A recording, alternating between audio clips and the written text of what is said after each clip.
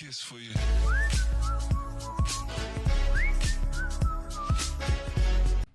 All right, let's talk about the first Descendant. So, you've obviously seen the game probably at this point. If you click on this video, you have your opinion on it, whether it's good or not, or yada yada. What I really want to talk about is the fact that I believe that the greatest strength of the first Descendant is in its simplicity and its lack of content. Because if you go something like Warframe, go something like Destiny, and I want to kind of like stress this, that I have Destiny 2, I have about 20 hours, and in Warframe, 20 hours. So I have about the same amount in both. And that's obviously not a lot of time, but as a casual player, I think it's enough to kind of get an understanding of kind of what's happening.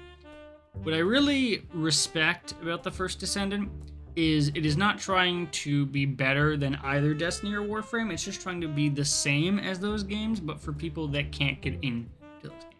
And I would count myself among that. I don't understand what I've been doing in Destiny or Warframe for the past 20 hours, for both of them.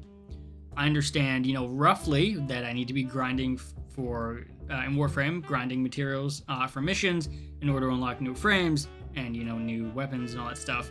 And for Destiny, completing missions and buying the expansion so that I can do the story and get gear and all that. I understand that. But that does not prevent me from not understanding the ultimate flow of the game. Because Destiny and Warframe, interestingly, have basically the opposite problem from each other. Destiny's problem is that because it shelves content and sunsets content and puts the new thing right in front of you, similar to like what WoW does, you're never really sure what you should be doing, what's old content, what's new content, what content's useless because it's just going to be outgeared by the new content and that kind of thing. Warframe is the opposite problem. It leaves all of its content there, and as it adds more stuff, it'll prompt you to go over to it, but it doesn't force you to. So then you end up with the problem of, okay, I have a new quest for a new, the Jade Shadows, for example, is the most recent expansion. I have a quest to go do that. I don't know what the hell that is and where that fits into anything else I'm doing because I'm still doing the planet missions, right? And so you have a game that was designed as a linear mission-based structure. All of a sudden it has a bunch of open world stuff to do. All of a sudden it has, trading and vendors and different plans for different things and requirements for unlocking stuff and, 25 different mission types and 25 different expansions, and you don't know where the hell to start, right? And so what you end up doing is just doing the planet missions, because that's the only thing that you really understand. Okay, there's a thing, I'm gonna go do the planet mission, right?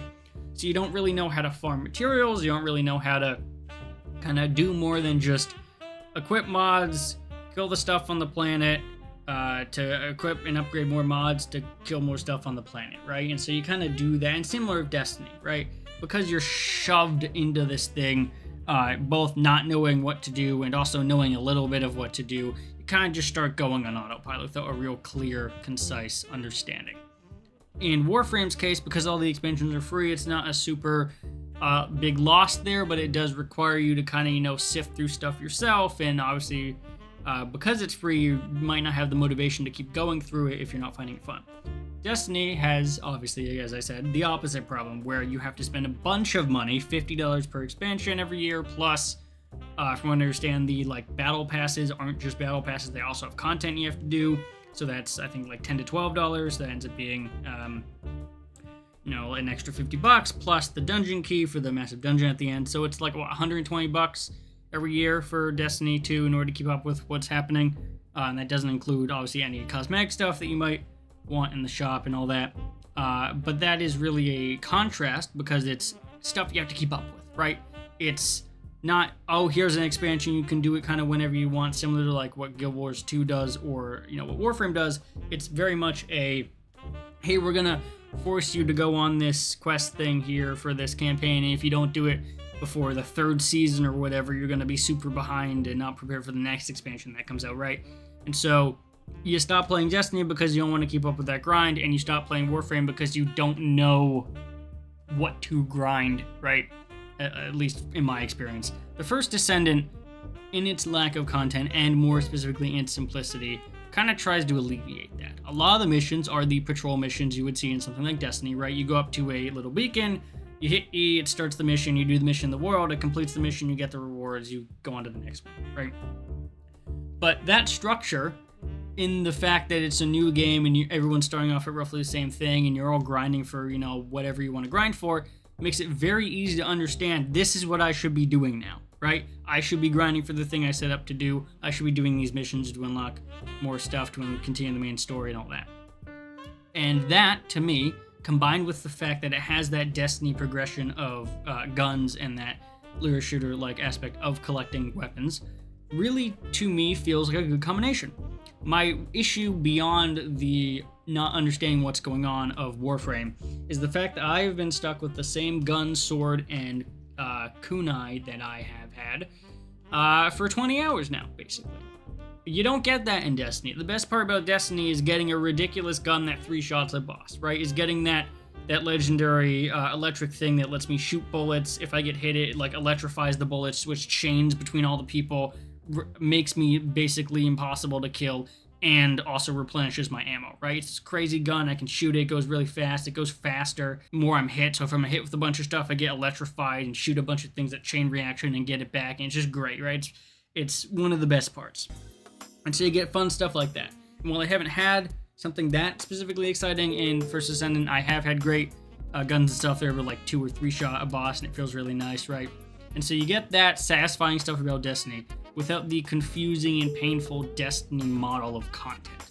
And so right there is already a reason to play the game, is that you don't have to sift through the annoying stuff of Destiny and Warframe. The second reason, what I really like about a system like the First Descendant, and you could call it pay to win, and it is pay to win. You can pay for a bunch of things early, or you can craft them, right? Skipping the grind kind of thing.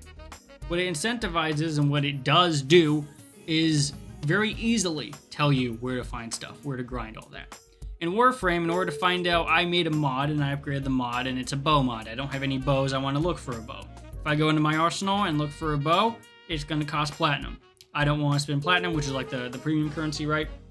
I don't want to spend that on a bow. I'm going to figure out how to craft it.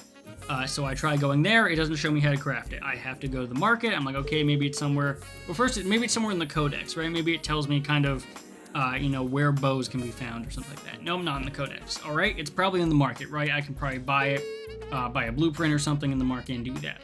I go, I check. It looks like it's only platinum. I go into it. Okay, there's a blueprint. It's 40,000 credits. I just spent a bunch of credits on the mod. I don't have that. But let me just see, what materials, while I'm grinding for credits, what materials can I grind for the bow right now, right? And so gallium. It's like, okay, how do I get gallium? You can't find out how to get gallium from that menu. There's no ability to do that. In I think gallium's case, what I end up doing is going to the foundry, which is like the way you craft stuff, and going to a different item I had already unlocked a blueprint for, and hovering over that, because that tells you where to find stuff. But there's no way to find stuff for the new weapon you're trying to get without the blueprint.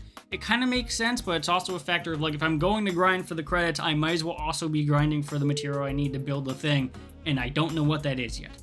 First Descendant doesn't have that problem. You can go into a thing you don't own, you can click on it, you can click on the material, you can see, oh, I acquire it in these specific missions, right? The other thing that I noticed in Warframe is that it just says, oh, acquired on Mars or Uranus, and it's like, there's like 50 missions in that. Are there ones that have higher drop chances? Are there mobs that specifically drop it or not, right? What's the deal there? It just says a planet. This will tell you specific missions on specific modes and the drop chance of that when you get to that mission, which is really nice. Warframe, from what I understand, again, I could be wrong, doesn't have that. That's not a thing that Warframe does. And so it's really nice to be able to just understand, okay, I can grind these missions, and what it will do is not only show you, hey, that's where the mission is, but if you haven't unlocked, you can just click on it, and it will show you the nearest teleport location so you can go and grind it, right? That's also really nice, because then you don't have to worry about, figuring out where it is and going through all that thing. It's just a really quick process. And so its greatest strength is that simplicity, and it's what people might say lack of content. I just say as a very streamlined approach early on. Now, obviously, something like Destiny or Warframe could have that originally, right? When it first came out, I don't know. I wasn't big into those games. I'm not big into them now, but I wasn't, around at that time. Into those games, they could have also been that simple and been that nice. But it's just really good when people complain about something like the First Descendant. I think its greatest strength is the fact that it is like that. It is this starting point that everyone can kind of jump into. And they have. One thing I didn't actually realize is how popular something like First Descendant is. You'll see from Steam charts and everything, the First Descendant is having a really good time at the moment on Steam charts in general, and because like I knew Warframe's popular and it's always been, you know, pretty good. I didn't realize how, like, obviously, you know, 36,000 people is a large quantity of people, and that's playing right now. And you look at the overall charts, and it's like 190,000 peaked, you know, 3 years ago. So that was when they had the big expansion, space expansion maybe or something, and a bunch of people were playing the game.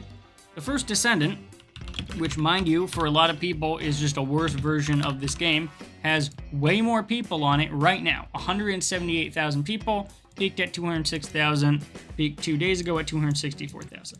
It has already had a 24-hour peak way beyond what Warframe was able to get in its highest concurrent player.